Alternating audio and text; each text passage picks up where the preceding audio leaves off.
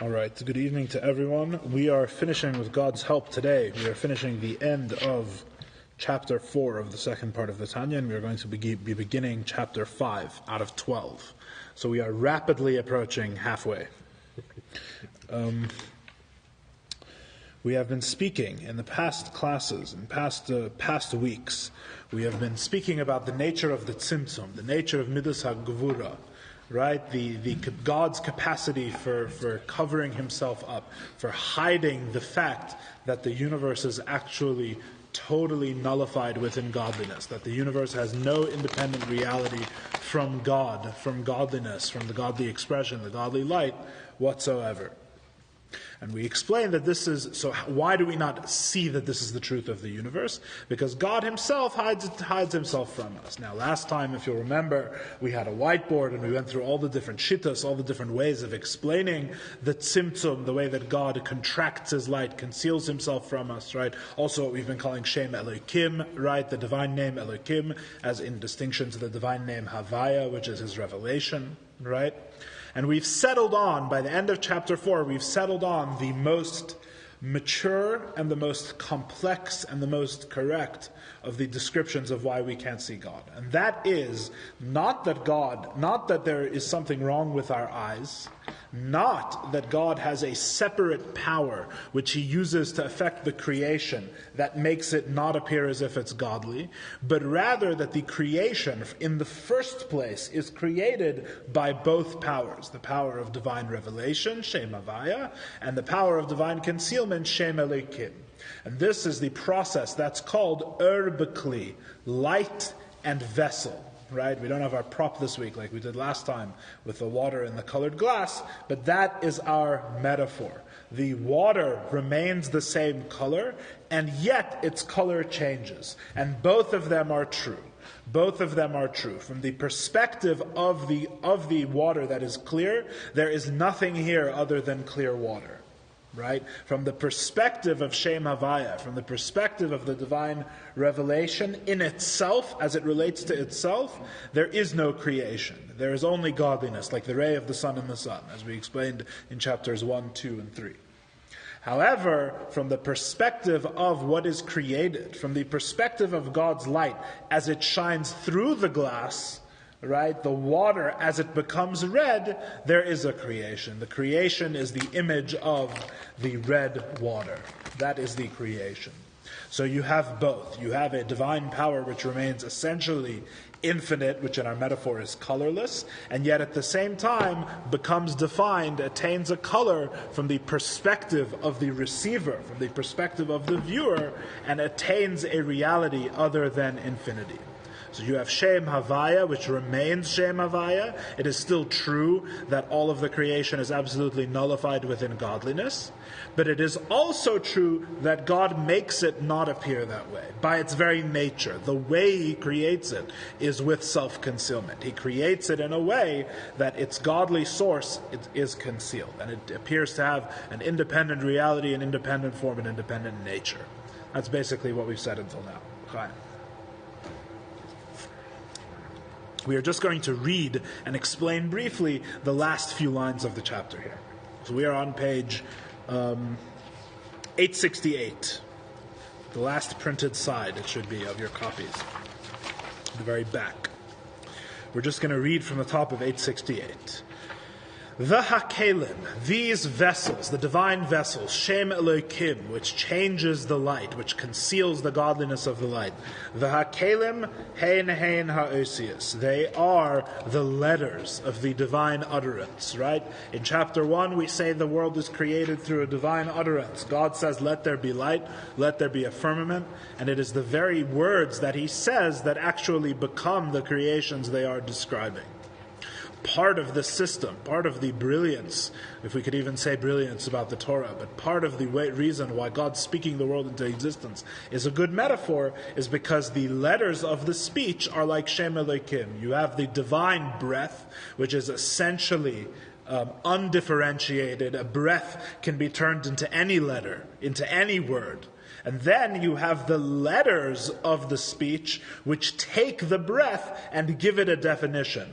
But the letters are not making there be anything other than the breath. It is the breath itself that is formed into letters, right? It's the same metaphor as the water in a colored vessel, right? It is the water itself that we see through the vessel, even though we don't see it. We really see a false image of it, right? We see it not as it truly is, but even the thing that's not truly as it is, that is the very thing that we're seeing, right? That's the whole metaphor. The light is in the vessel. It is the light of Havaya shining through the vessel. It is actually present in truth, but we perceive it as having an independent or limited reality.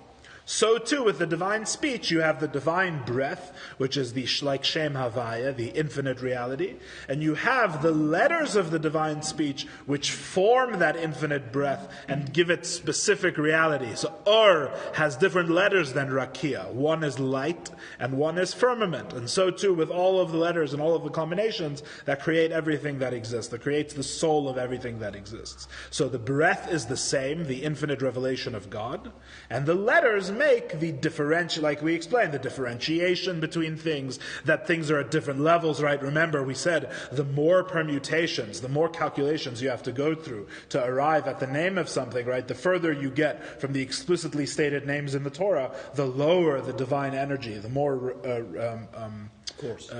coarse, diminished the divine light is in the thing, right? So too here we have things which are more mundane, right? That God speaks leather and it's less holy, but He speaks tefillin and it is holy, right? Certain letters cover over the breath more, so to speak, add to it more of their own reality. Some of them are more transparent and allow us to see the divine reality more, right? All of the complexity and all of the depth comes from the letters. But the letters, of course, have no independent reality from the breath which is speaking them, right? Now you see we have this complex system where you have an independent reality and you don't have an independent reality. What is the independent reality? Nothing other than the speech itself, just it being in a different way, in different forms, right? It's fundamentally the same metaphor as the water in the vessel, right? It's in different terms. It's the same metaphor, right? So the letters of the divine speech is Shem Elokim. It is the limitation, the concealment of the divine truth that's in the speech. Sheshorshan, and what is the source of the letters of the speech? Hey Oisios Menatzpach, the five letters that are the source for all the other letters are Mem, Nun, Tzadik, Pei, Chaf. Which these are the five letters in Hebrew that have a final form when written last in a word, right? There's five letters that if they're at the end of a word, they have a different form in which they're written, right? So in other words, these five letters are the letters that are most connected with ending things, right?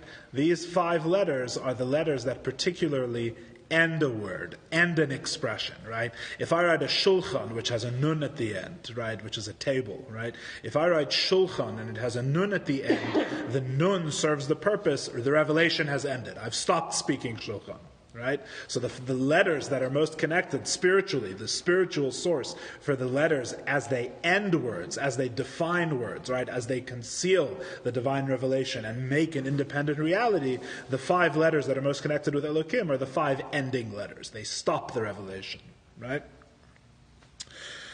So what are these five letters in spiritual terms? Shehein Hey Gvuros HaMechalkos Umafridos HaHevel VeHakol Behemet Tzayos HaPeh. These are the five Gvuros, the five severities. There are five severities. Gvura comes in five forms. Shem Elokim has five different ways of expressing. These are the five fingers of the left hand, so to speak, on the body of the spheres. The spheres is a body, like we read about on Erev Shabbos. It's the five fingers of the left hand, right? The left arm in general is Gvura, right? So there's Hey Chasadim, there's five kindnesses, and there's five severities, right, in Kabbalah. So these are the five. So we also have five ending letters. So it's the same thing. The five ending letters are the five severities, which divide the breath and the voice. Behei moitzois hapeh, with the 5 points in the mouth from which the letters come from, which we've discussed previously in this class. Lehishaves chaf beis oisios, to create all 28 letters. So these 5 are the root of the division. Then there's subdivisions of 22 subdivisions of letters following the 5 different parts of the mouth. And these are what together divide up the divine breath in many, many, many different permutations and many divisions, and create the individual nature and the individual reality of everything that exists independent from God, so to speak.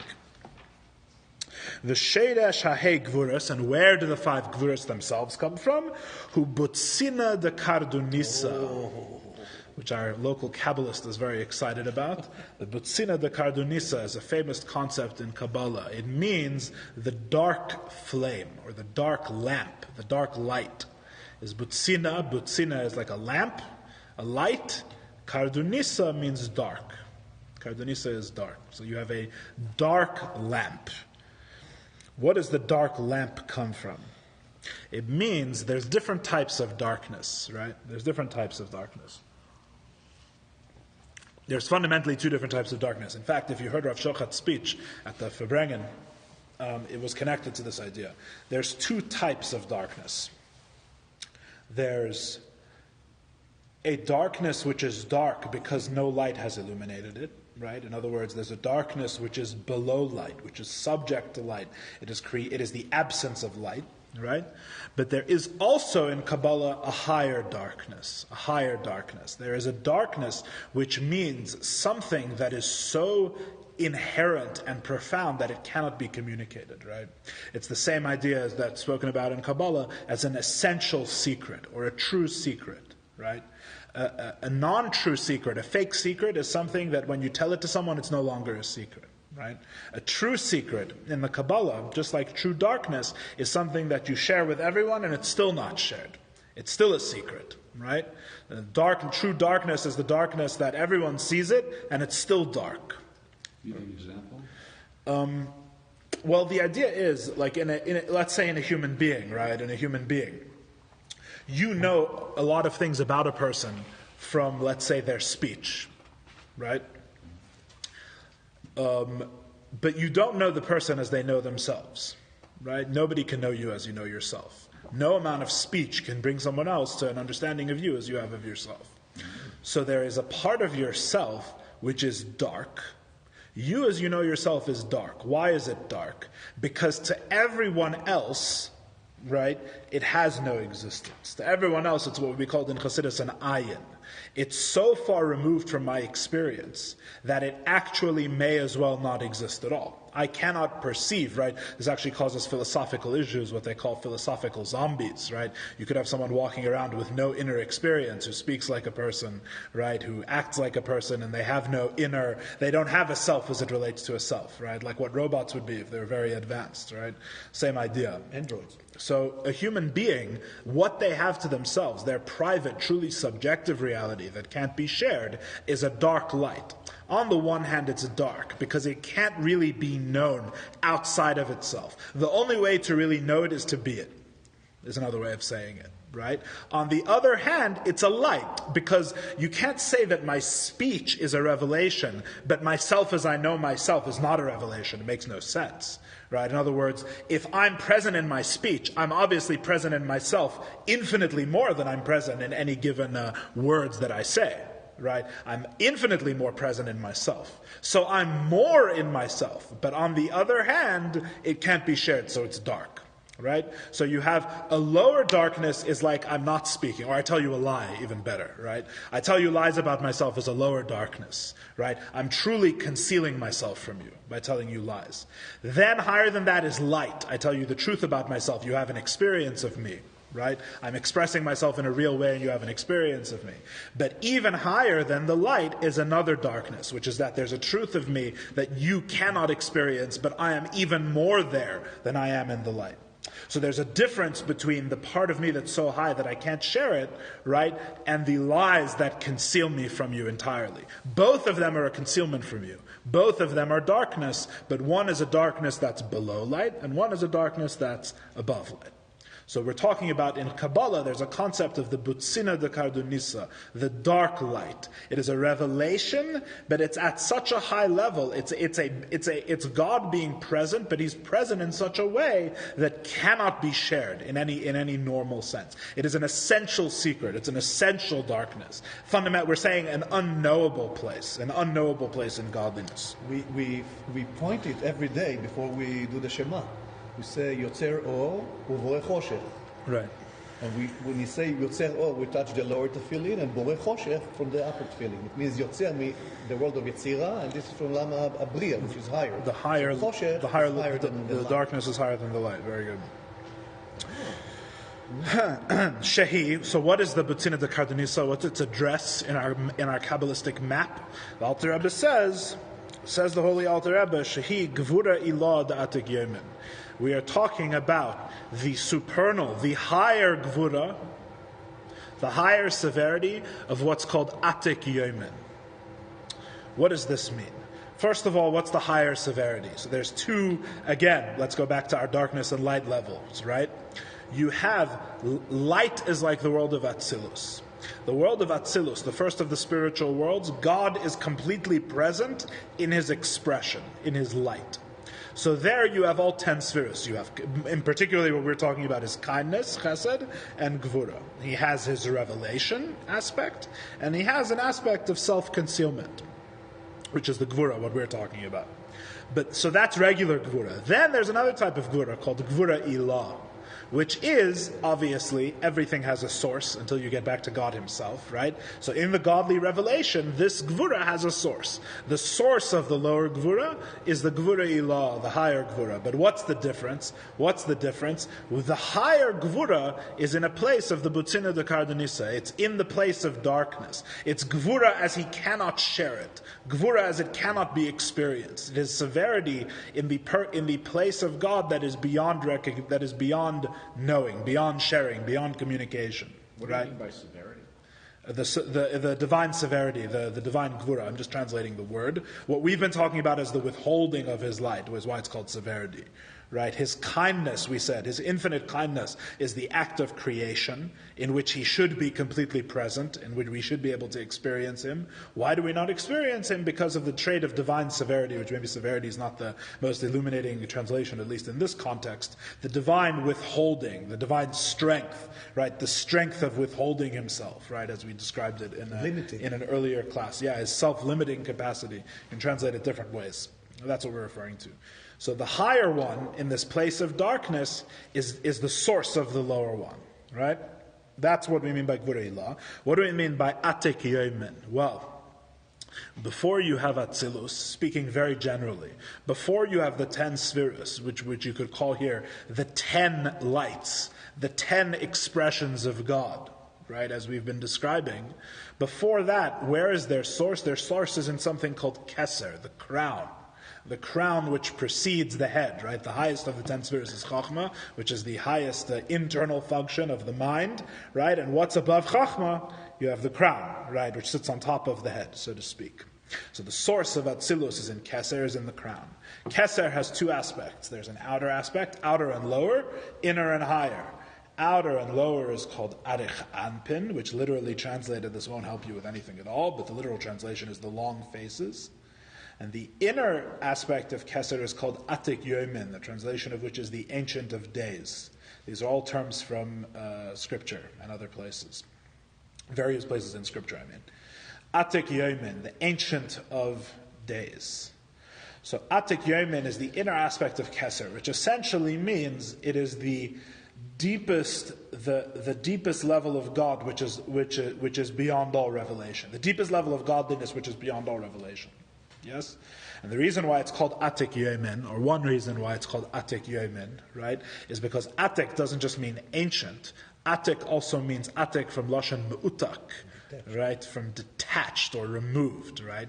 So days, what are days, right? We know that days come from the creation. There's 6 days of creation, 7 if you count Shabbos. The 7 days of creation correspond to Zon Malchus, the 7 lower spheres in Atzilus. So something that is detached from days means it is totally above the world of Atzilus. That's why it's called Atik Yomen, right? Makes sense?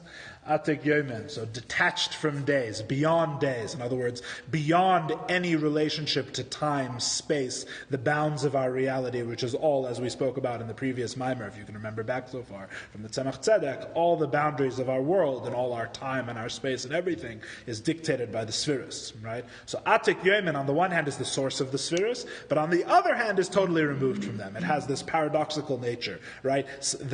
If you think about it, it's the same thing in the metaphor. Darkness is the source of light. How can darkness be the source of light? It's the same paradoxical nature. The light comes from darkness, the revelation comes from a place that it cannot be revealed, right? That's Atik Yomen, the Botzina de Kardonisa. So the ultimate source of this divine self-limiting principle, right, comes from the Gvura and Atik Yomen, and this very deep and removed, lofty and mysterious aspect of godliness. And the Alter Rebbe finishes the chapter, and he says, "V'sheidash hachasadim hu gamkein chesed Atik Yomen." The source of kindness is in chesed of Atik Yomen, is in the kindness of the same place. Ki yedua liyadechein, as is known to those who know the Chachma Nistara, the hidden wisdom, the Kabbalah. In other words, the Alter Rebbe finishes the chapter. It's almost a tantalizing, we'll get back more on this later. The Alter Rebbe says that the Gevura and the Chesed, the divine revelation and the divine concealment, come from the same place, fundamentally. They both come, they're 2 different sides, the Chesed and the Gevura of Atik Yomen. But the secret is, and what the Yedei Chen know, the people that know Kabbalah, is that just as in your subjective self, you as you know yourself at the deepest level, there are no divisions of intellect versus emotion, right? There's just the self. There are no different powers, right? The different powers are in your personality, which is already a lower thing. Perhaps personality can be conveyed through words. The part of you that cannot be conveyed through words, literally your experience of yourself, which is a hard thing to pinpoint, but everybody has one, right? That core reality, your self-experience, there's no divisions in the experience between personality divisions, my chachma, my bina, my chesed, my gvura, right? It's in such a high and lofty place in the soul that everything is really one. Everything is the same reality. There's just myself, right? The same is true in Atik Yomen. Even though we say that Gvura must come from Atik and Chesed must come from Atik, this very lofty level of godliness, this is a place where where neither of them has an opposing nature. Right? There's a famous saying in the Kabbalah that says "Leis smola b'hayatika." There is no left side in Atik. Right? In other words, even though we're talking about the Gvura of Atik, really we're talking about something that's some kind of potential or implicit reality. In Atik.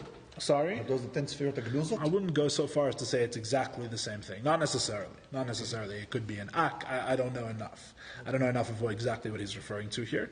But the everything there is in a state of unity, right? And this actually explains why the two can work together so well. In creation, right? That the Elokim modifies the Havaya, but the Havaya shines through the Elokim, right? There is a sense here, and we'll talk about this in much more detail later. There's already a little hint here that the Havaya and Elokim are kulachad. That the Havaya and Elokim are really the same thing. They're really expressing the same thing in different ways. One is the revelation side. One is the concealment side. But revelation and concealment are both expressions of Atik. They're not as different as they first appear, which we'll talk about in later chapters in Shaar HaYichud v'Emunah. All right. Ad Kan Perek Daled. Until here is chapter 4, and we can now move on to our new copies and start chapter 5, God willing. With the help of God. Old copies here. When I make a pile, right here is fine. There's a lot of Yunim on Perek Daled. We spent a long time learning it. No, Iyunim, after... We spent a long time learning it. We learned all of those. Iyunim? Yeah, of course. Okay. Chapter 5. Perek Hey. Where's the new pile of new copies? I think it's under the plate. Under the plate. Yeah. It looks like this on the front. It's a thin copy. Yep. It looks like this on the front. Okay. Chapter 5. There you don't have one. Chapter 5 is a continuation of chapter 4, right? Remember we spoke about, a few lessons ago, we spoke about the open bracket, right? The open bracket that doesn't end, right? And the Rebbe proposes that the closing bracket is at the end of chapter 5. So chapter 5 is in the bracket. In other words, we are going to continue talking about this idea of kalim, this idea of vessels. And really, I have good news and bad news. The bad news is that it's only going to get more complicated. The good news is that these complications will explain a lot of things that are otherwise mysterious. These complications are going to help us really understand things. We're going to understand some midrashim. We're going to understand some various theological quandaries. We're going to learn all sorts of interesting and deep things that the Alter Rebbe is unpacking in chapter 5, the richness of this system, of the Havaya and Elohim working together to create. We're going to see how rich this understanding is. And in fact, really, by using it to explain so many midrashim, the Alter Rebbe actually, sort of on the sly, actually proves how correct this is. In other words, the Ramak may have seen this reality, the Arizal may have seen this reality in the way of prophecy, but really this is the best way to explain some of these texts, right? This is the best explanation, right, as the Alter Rebbe is going to show us. Right. Metaphors too. Physical metaphors. You'll see. Some of them not so metaphorical, some of them more direct. Let's see.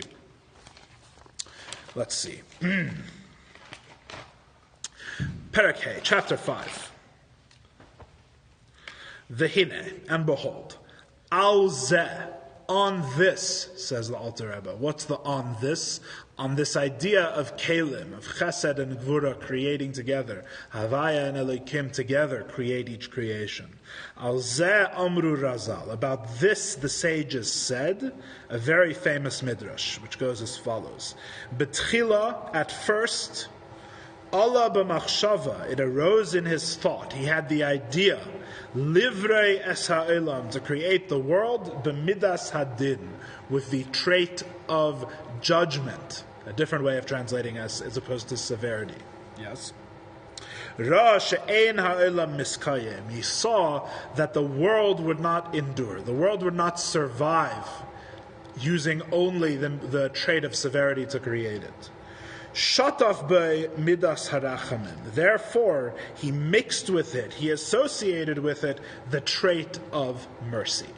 This is the Midrash. The Midrash says God wanted to create the world. His initial plan, it arose in his mind to create the world only with gevura, only with severity, only with judgment, the withholding of his presence. He saw that the world would not survive if he did this, and so he added to the world his trait of mercy. He added mercy to the world so that it would survive.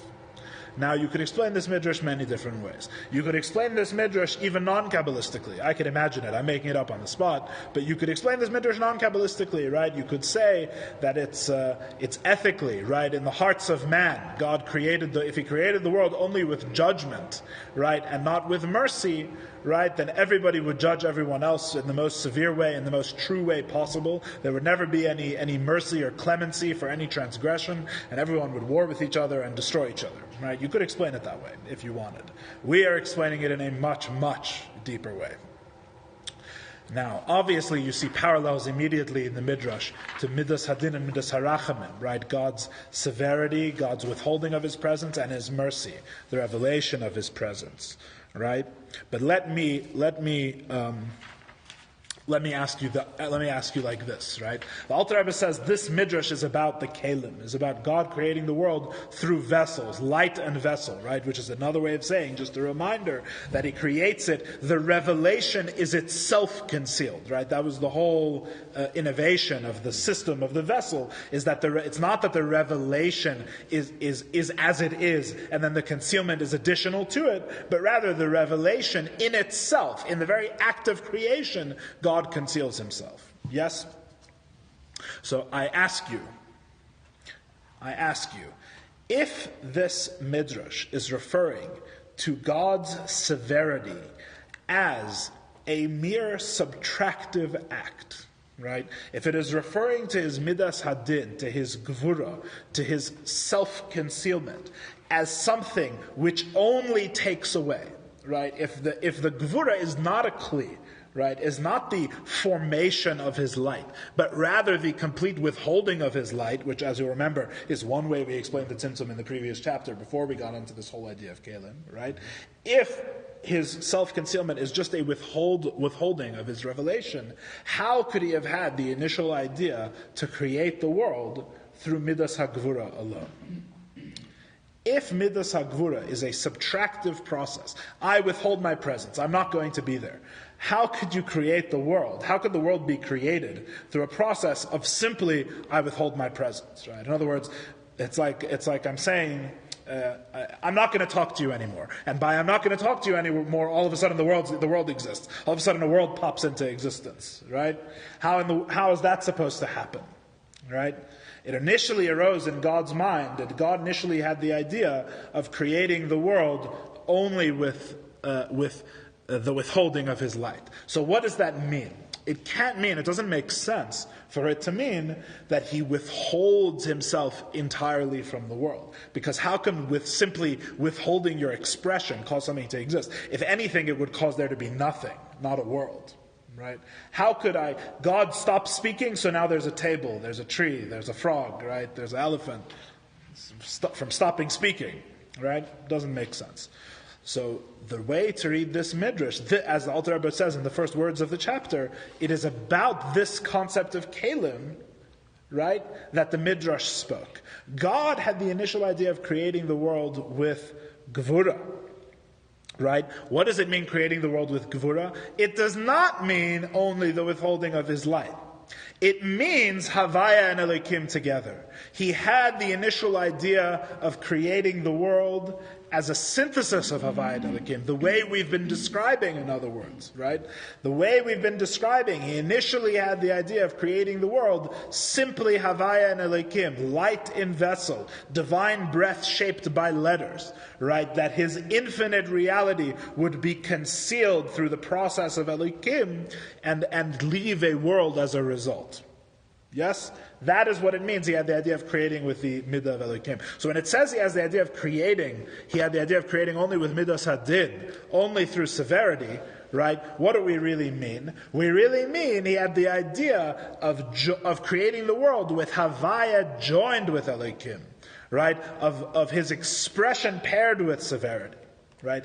It's called Midas Hadin because Midas Hadin, Elokim, transforms the light so profoundly that the results that we get are only the results of Midas Hadin. Right? So in other words, it's like saying he decided to create the world with red water. Right? As would be in the metaphor. Or he decided to create the world with words. Right? It's the same idea. The Elokim creates this result. Without Elokim, there wouldn't be red water. There would be something else. There would be clear water. Without letters, there would be no words. There would only be the divine voice. So when we say he creates it with Midas Hadin, we mean that he creates it with the light shining through this Midas Hadin. This Midas Hadin is what gives us the result of a world that is separate from him, which is really the true definition of creation. So the Midrash is saying, according to the Alter Rebbe's reading, as follows. In the beginning, God wanted to create the world exactly as we've been describing. Havaya and Elokim, light in vessel, through his self-concealment he would create the world. However, he saw that even in this, the world would not sustain itself. The world could not exist that way. And so he mixed with the world midas harachamim, the trait of his mercy. And what is his mercy here then? What must it be? It must be, the opposite. Havaya as it's above the vessel, right? He mixed into the world a self-revelation beyond the vessel. right? This is when I said things are going to get more complicated, right? So the whole system that we've been describing at the end of chapter 4, we now have an additional part. So there's everything we've been describing. The world is created, Havai and Elokim, light and vessel, and that's why the world appears to be separate from God, even though it's totally nothing and nullified within His light, like the ray of the sun and the sun, right? But there's also something else in the world. There is in the world, in a hidden way, which we'll discuss, Havaya itself. There's not just Havaya as it expresses through Elokim. There's in the world, there is something of the uncolored water itself, of the pure breath of God itself, right? This is the Midas HaRachamim, the mercy that He put in the world as well. So you have the light through the vessel, and in the universe you also have something of the pure light, the undiminished light. That's the Midas HaRachamim that he's describing here, right? Dahainu, what is this Midas HaRachamim? What does He put in the world that is of this pure light? 3 things. His galus elikus, the revelation of God, al yadei, through tzaddikim, the saintly, the purely righteous, the oises, signs, in other words, signs of His presence, miracles, umeifsim, and demonstrations of His presence. Shebetera, that we find in the Torah. More on this word in the Torah in a second. So, what are we saying? What are we saying about this midrash about the divine mercy? We're saying that He created the world according to its nature. The nature of the world is Havaya through Elokim, is the pure divine light through the vessels which affect the divine light, which give it form and which conceal God's presence within it. But He saw that this world could not continue to exist. And so He mixed into the world a pure revelation of godliness. Where in the world do we see a pure revelation of godliness? In tzaddikim, the perfectly righteous, right? People like Moshe Rabbeinu, right? Rabbi Yoel Kahn ben Zakkai, the Alter Rebbe, right? People like that. In miracles and wonders. Miracles and wonders. When God changes nature, right, like we were talking about in chapter 2 at great length, God splits the sea, right, is the prototypical miracle. God splits the sea. The splitting of the sea is the Havaya of the world coming forward. It's the Havaya, the aspect of the world where the world, by its design, has an ability to transcend its nature. That's the Havaya in the world coming out. So tzaddikim and miracles reveal this truth, or this pure expression of Havaya. Any questions so far? Not in life in general. I mean, on the few lines we just learned. No? Well, yeah, I have a question. Yeah. Why are you're laughing ominously? No, because we're talking about mercy being an aspect of Gevurah. Yes? No, it's something else. Something beyond Gevurah. Yeah, he wanted to create with Gevurah. Its emanation seems to come from Gevurah. There's 2 now. There's 2 things. Don't get confused. Let me say again. There's 2 things now. The whole system we've just been describing is mercy plus mercy as its what's the term? The creation of the world, according to its nature, is a creation of adulterated mercy. Right?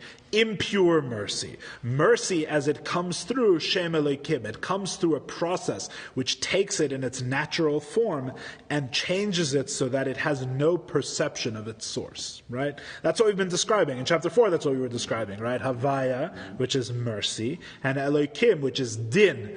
Din, Gevurah, is what takes the mercy and diminishes it. Right? Here we're saying something else. We're saying that what the Midrash calls din, what the Midrash is calling Gevurah, is really unadulterated mercy. Because the truth is that it's so transformed and so different, right, that it's really closer now to Gevurah than it is to mercy. So we call it Gevurah. It's His light as it shines through the vessel. That's what we're calling by the name of vessel. What we're calling din. We're calling Gevurah, severity, the divine withholding.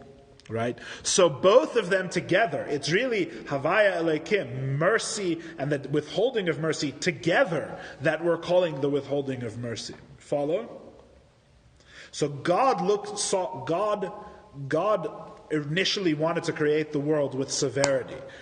Severity, says the Alter Rebbe, read Havaya and Elokim together, adulterated mercy, right? Mercy, Havaya through Elokim, Havaya through the vessel, the water in the colored cup. Yes? Initially, God wanted to create the world with Havaya through Elokim. He saw that the world would not survive, so he added to it Havaya. He added to this mixture, to this combination which creates the world together, pure, unadulterated mercy. Mercy that has not been diminished by Elokim. Something from beyond the world. The world has within it something from beyond the world, from the very state of its creation. What does it have in it that's from beyond the world? Tzaddikim and miracles. That's what the Alter Rebbe is saying. So the world has within it something that is not this mixture. It's not this compromised expression of godliness where everything appears separate from him. There's some things in the world that do not appear separate from him. On the contrary, that the veil is pulled back and we see the truth of the world. Where do we see that? In tzaddikim, by the truly righteous, and in miracles. What is a miracle? It's God showing you, he's taking away the Elokim part of the equation, right? He's showing you the Havaya that's in the world in its pure and unaffected state. Right? Is basically what the miracle is. Clearer? Clear, but the unadulterated mercy seems to be from some other source necessarily. I mean, seems to be an act of chesed, of kindness. Correct. Oh, okay. Yes. Okay. We're calling mercy and kindness the same thing here. Don't. Okay. Yeah. That's what I said before. You said, no. Maybe I misheard. I'm sure I misheard. Sorry. We're calling mercy and kindness the same thing here. Sorry. And that's where the whole confusion arose from.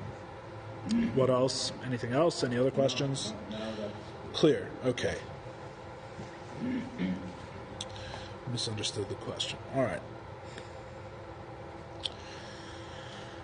So the Rebbe asks like this. The whole explanation of chapter 5 is based on a long talk of the Rebbe, which is printed in the English at the back of this, at the back of the English copies. So if you want to read the whole talk, which explains the whole of chapter 5, right, you can skip ahead and read the whole summary of everything that I'm going to talk about, and all these pages of English that you see back here. So the Rebbe asks the following question, right? He says, two questions. The first question is that we've been saying until now in chapter 4 that the creation of the world is defined by Shem Elokim. Right? It's Elokim which gives us the differentiated creation that one thing is different than another. It's what gives us creations of different levels of holiness. Right? It's Shem Elokim which gives the world its definitions and also independence. Right? That even as it's defined, it doesn't see itself as coming from God. Which is basically the two things Elokim does. Right? We said tzimtzum v'hester, concealment, the giving of definition, and the concealment of God. Right? Is basically the two things Shem Elokim does. So if Elokim is so fundamental in the creation of the world, right? And these two very important facts that make the world as it is, right? The question is how can the pure and unadulterated Havaya, right? The pure and unadulterated godly revelation appear within the world, and the world does not lose its sense of independence from God, right? In other words, God makes the sea split, but the world otherwise, right? You see from that it's a miracle, like in what it says, but you don't see in the water that forevermore the water is now the covering from our eyes has been removed, and all of a sudden we see the water for what it is, which is it's totally nullified to God. It's just an expression of God, and that's its entire reality, right? And the answer is why not? Right? If the only thing that's keeping the world in being, in existence, meaning an independent reality from godliness, is Shem Elokim. And you reveal Shem Havaya so much that Elokim is basically peeled back, so why don't you see that the world ceases to exist? It doesn't say anywhere that when they're at the splitting of the sea that the sea ceased to exist because there was a miracle. It says the sea stood up like a wall, right? So the question is, why not? If the miracle is done through the revelation of Havaya, why doesn't it say that the sea ceased to exist? All they saw was godliness. Yes? And the second question is that these things that God does, that He sends into the world Shem Havaya through a tzaddik or through miracles, right, are only revelations for a certain time. They're only revelations at a certain moment, right, in a certain aspect. The splitting of the sea is miraculous, but everything else stays natural. So why does the Midrash say that at the very in the 6 days of creation, at the very beginning, when God creates the universe, that He puts this aspect of Havaya into it? You understand the question? In other words, the Midrash seems to be describing this as an initial aspect of creation from the very beginning. And yet, this revelation of Havaya seems to only occur at specific times when there's a tzaddik or when there's a miracle, right? So in order to explain this, the Rebbe focuses our attention to the last word that we read. The last word that we read is Shebetera.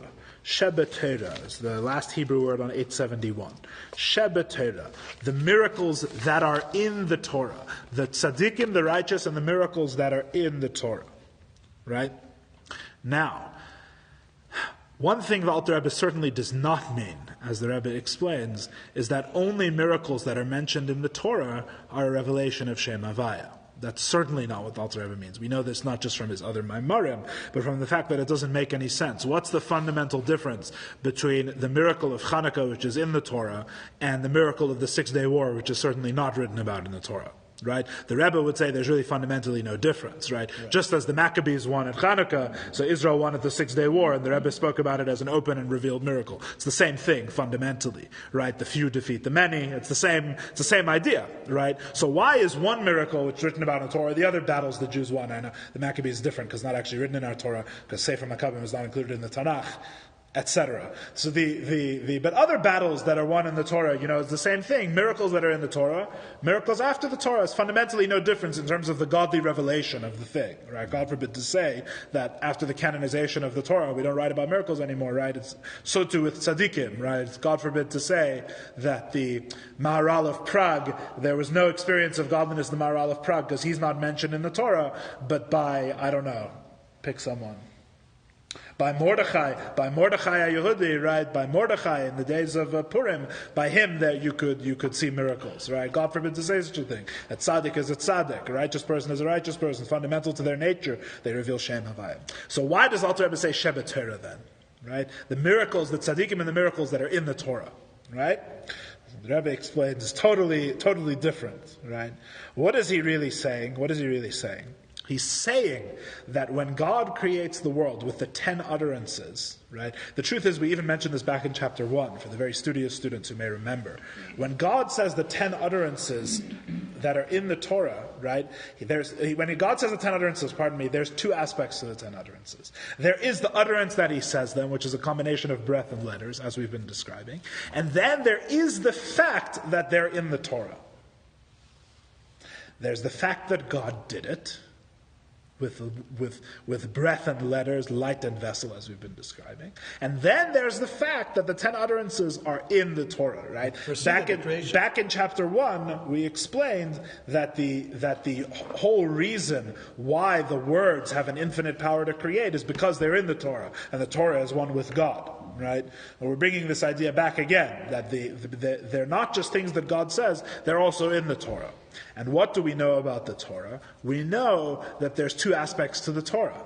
There's an aspect to the Torah that speaks of, we spoke about this in the previous Maimer as well, from Chabad Chassidic, that there's the Torah which recounts things as they take place in our world, but there is also a spiritual Torah in which precedes the world, in which everything is contained. It's the source of everything that's in the world, right? It's the Torah that's the blueprint for reality, right? It's not the Torah, the worldly Torah, but the spiritual Torah, which precedes the world, right? Precedes the creation.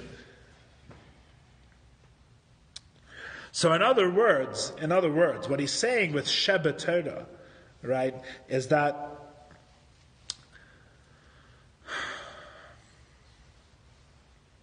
he's saying that in the very act of creation, right, in the very act of the creation of the universe, there is this aspect of Havaya from the Torah angle, right? That's where you get this additional revelation of Havaya. So you have, if he had just said the 10 utterances and they wouldn't be part of the Torah, you would have Havaya and Elikim together, Midas Adin. The world would not be able to survive. So he decided to make the world through Torah. That was how he added mercy to the world. And how did he add it to Torah? By recording the things that he said, making it part of Torah. The fact that it is part of Torah is the extra Havaya that is added to it. So when it says the tzaddikim and the miracles that are in the world, that are in the Torah, it means that the aspect of reality which allows for a revelation of godliness from the very beginning. Reality is created in such a way that it allows for this revelation of godliness. Why? Because reality is created from the Torah, is what the Alter Rebbe is saying. So,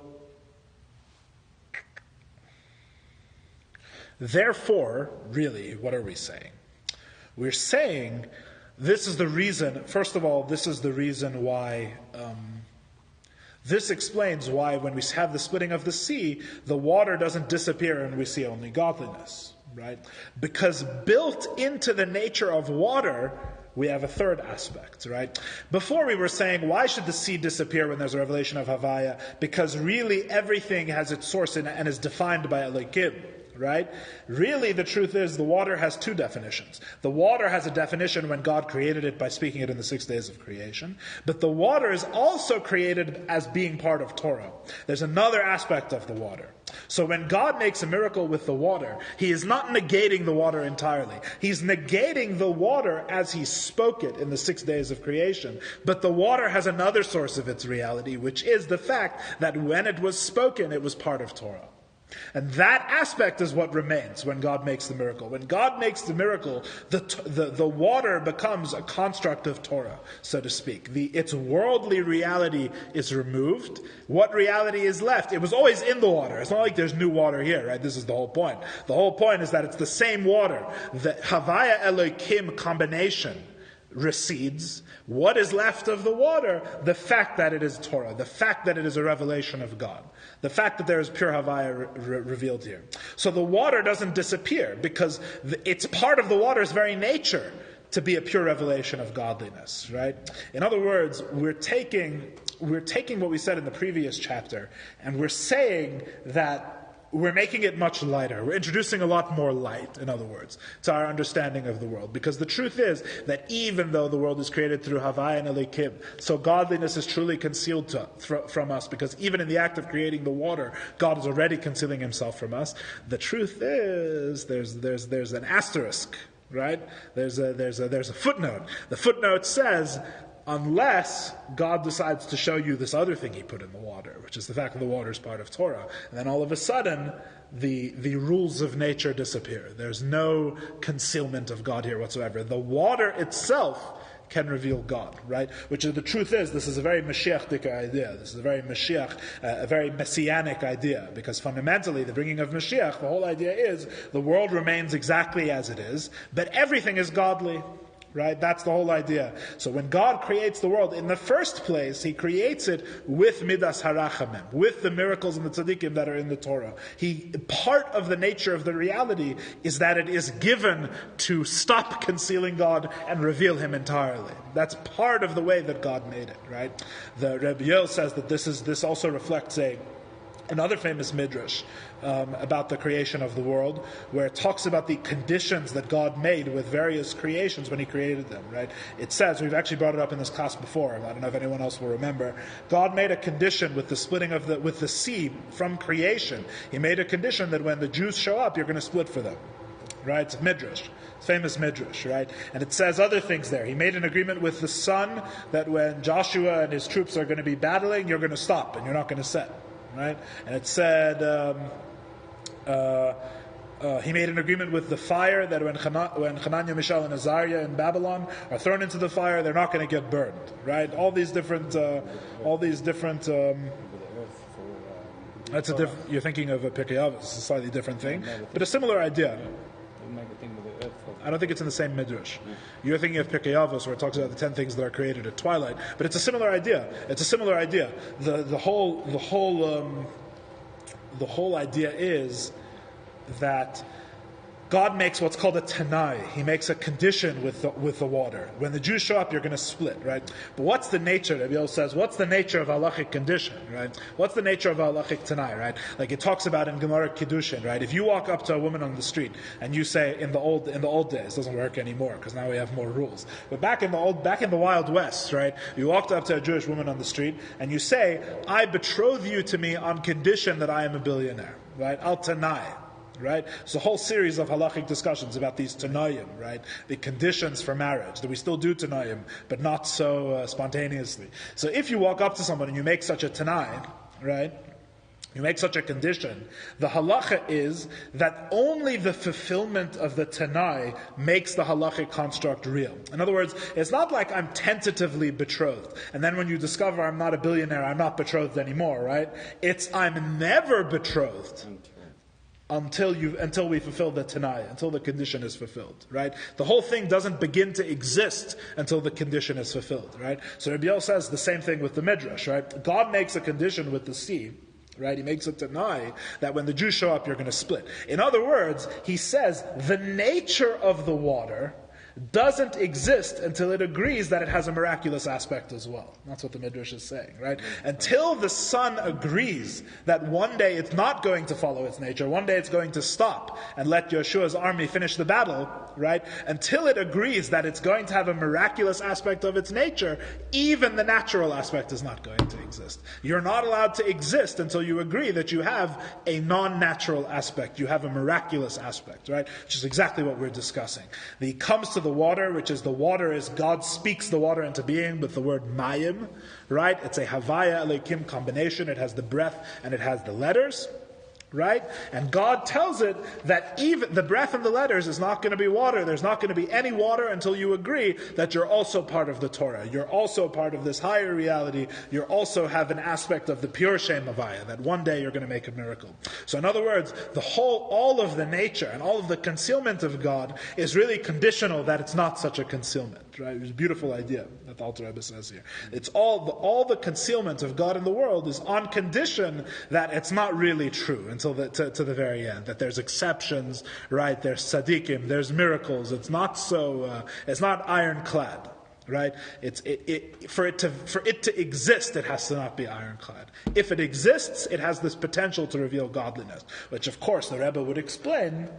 That itself should encourage Jews in their service of God, because when we face a world which seems antithetical to godliness, and our whole mission is to reveal godliness within the world, we have to remember, keep in the back of our mind, that God made a condition with this thing that is troubling me, that it's meant to help. Right? It's not allowed to exist unless it also has this revelation of godliness within it. All I have to do is bring it out. That's my whole work, is to bring out this aspect of it, right? To bring the miracle into nature, to bring Seviv into Mamale, right? L'shem yichud kuchabrichu shchinte, like we say before Baruch Shamar. It's the same idea. That's the Jews' whole Aveda. The Jews' whole service of God is meant to reveal this truth, that really the Havaya is in the nature as well. Right? And so, knowing that it only exists on condition that can happen, right, helps you a lot. It's supposed to give you the confidence and encourage you that you should be able to serve Hashem with this aspect of the reality. Right? So it's really a very heartening and a very, like I told you, it's a good complication that we have here to our system. Okay, let me tease the next class and then we'll finish. Oiro, the toiru, the kelim, the tikkun. Rabbi Yoel points out that this means the light has a paradoxical nature, right? On the one hand, the pure light, the Shem Havaya, becomes so defined by Shem Elikim that we call it Midas Hadin, right? That we call the light severity. We call the light the lack of light because it's so compromised, right? But on the other hand, it remains infinite even in the universe, right? Even in the water that's created, it remains pure and untouched, right? You have both aspects. On the one hand, this pure light, as it's involved with Shem Elikim, becomes so separate from Hashem that we call it by Shem Elikim. We don't even call it the light of Hashem. We call it a concealment, right? When the two work together, we call it Midas Adin. On the other hand, the pure light is there, and it's so thoroughly unaffected, right, that it can be in the water, and the miracle is within the water, but it remains a miracle exactly as it is. Right? You have both the miracles and the supernatural, the pure divine revelation beyond Shem Elikim is put into the creation, but it's put into the creation in two ways. And it's paradoxical. On the one hand, it's put in the creation that it's so concealed that we say it barely exists. We call it Shem Elikim mostly. Right? On the other hand, it's in the creation so real, right, that it's the tzaddikim and the miracles that reveal that everything has this pure divine revelation aspect. You have both Shem Havaya is in the creation in both ways, right? Which connects to what we were saying before in chapter 4, that really both are true. The Havaya Elokim and the Havaya alone are both true about our reality. Our reality is both separate from God and totally nothing before God at the same time, right? It depends how you look at it. Depends what you're looking at, right? Same thing we said before. Do you think we'll ever get to learn any contradiction in this study or something? What do you mean? Nothing that doesn't contradict. It's beautiful. It's Chassidus. Beautiful, yeah. Well, what's the question you can think about until next class? Not Ronnie, he has the book, so he's cheating. But the rest of you, what's the question for the next class, right? The question is, if the great tzaddikim, right, we're saying that tzaddikim are one of the things that reveal Havaya in the world, right? So if the great tzaddikim reveal Havaya in the world, right, and their whole reality is a Havaya reality, they don't see the Elokim at all, the great tzaddikim, right? So then what is the meaning behind their performance of mitzvahs? Or I'll put it a different way for you, right? There's a very, very famous story about, I believe, Rav Menachem Mendel Haradoker, who was the Rebbe of the Alter Rebbe for a short time after the Maggid passed away. And then Rav Menachem Mendel of Haradok moved to Eretz Yisrael, where the story takes place. He lived in Tveria, I believe, and that's where he's buried. The story about the Rav Menachem Mendel Haradoker, I believe it was him, is that there was some sort of confusion on the streets of the town. Someone heard someone blowing a shofar, and it wasn't Rosh Hashanah. And somehow this rumor spread that the Mashiach had come and announced himself in Yerushalayim. And the rumor was spreading through the town that Mashiach had come, right? And this rumor reached the household of the Rebbe. And someone went in and asked the Rebbe if he knew whether or not Mashiach had come.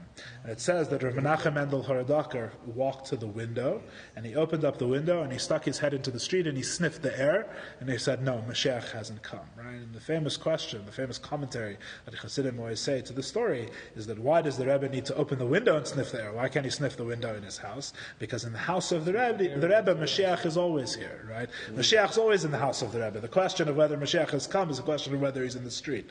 In the house of the Rebbe, obviously Mashiach is here already, right? That's the whole story, right? So similarly here is the same question.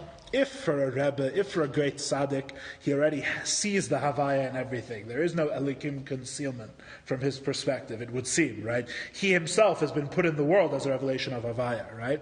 So then what is the significance of his mitzvahs? Because if you remember, we said in the previous chapter that Elokim is what allows there to be mitzvahs, because Elokim makes the world mundane, and then we sanctify it through mitzvahs. The mitzvahs takes what's neutral and it makes it holy, right? Brings it into the realm of holiness. And the only way there can be some things more holy, some things less holy, is through Shem Elokim. So if a tzaddik himself is Havaya, right, as an expression of Havaya, if he brings Havaya into everything he sees, if he only sees Havaya in the world, right? It's another famous story with Rav Nachum Chernobyler, that someone once accidentally served him chalav akum, served him milk that was prepared by non-Jews, and he couldn't see it.